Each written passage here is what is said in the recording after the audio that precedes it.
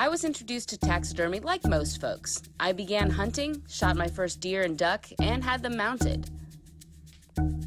A whole new world of taxidermy was shown to me when I met Leslie Dalton and her friend Dakotah Rose. Taxidermy as art, and boy, is it beautiful.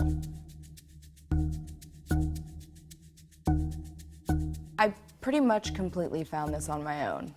Yeah, I didn't really have any other friends who were doing it. I had friends who collected it, and I was also a collector, and so I had friends who had tons of mounts and also sort of exotic things in their homes. Maybe that also sparked my interest in it as well, was just seeing other collectors and my own collection.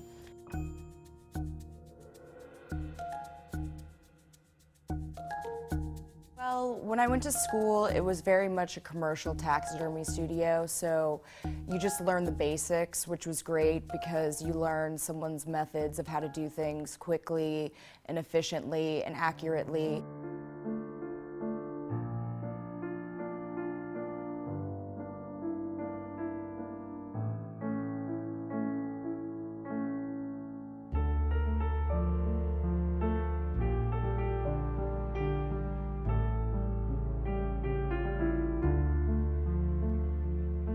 I've been lucky enough to meet people along the way who I've collaborated with, and everyone's super friendly and just wants to get together and hang out and do taxidermy even if they've never met you. I was trained in commercial taxidermy. The first classes I took, it was deer, game heads, but I always knew that wasn't what I wanted to focus on. And they all kind of made fun of me of like not doing deer, not doing tons of ducks, especially in the Midwest. They just didn't see how I would be able to do interior design aesthetic pieces. Taxidermy as an art form bridges the gap between hunters and non-hunters. Basically, anyone that appreciates animals will appreciate the beauty and time put into this work. For me, most of my clients are interior designers or people who want pieces for their homes, not necessarily hunters. I think the worlds can collide because essentially we're still creating the same thing. I think hunters typically want a different aesthetic than what I would produce. You know, I think they appreciate the beauty of nature and the beauty of a finished piece, but for possibly different reasons. These artists use taxidermy to highlight the beauty of nature, but not in the same way that hunters do. Most of their donations come from sanctuaries, private areas, and zoos. If I give something to someone as a gift because it's deceased, she's not making any money off. If it's an endangered species, you can't make money off that type of stuff. You know that's highly illegal.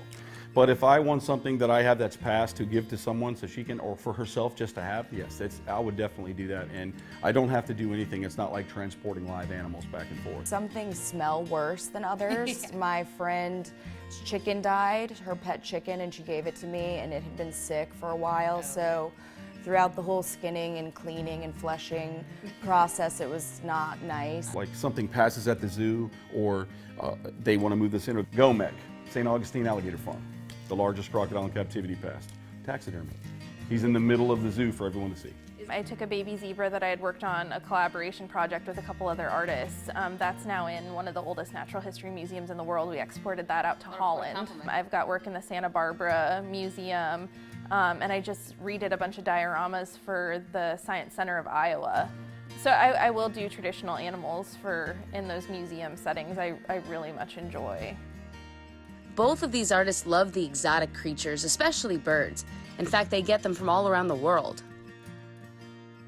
I've always loved swans, and sitting in the park and watching them and just being around them, so I've always thought they were extremely beautiful. I also really like doing parrots because they're so beautiful, and although they're difficult, the end product is stunning. We did a bunch of parrots on a cage together, and there was another girl, Lauren, that helped us, and we all kind of assembly lined. We all had our own birds, and then put them together and kind of collaborated on this huge, beautiful piece that I really enjoy. The strangest thing I've worked on is probably one of the, a cyclops goat or a two-headed calf. I get a lot of weird things like that. A sanctuary gave me a black leopard that they had passed away, so I'm really excited to do my first big cat. I would love to do an alligator. I think we can help you. Yeah, I would love to do an alligator. It would just be really exciting, and I think alligators are really beautiful, and I've grown up around them, and so it would just be something really exciting to do.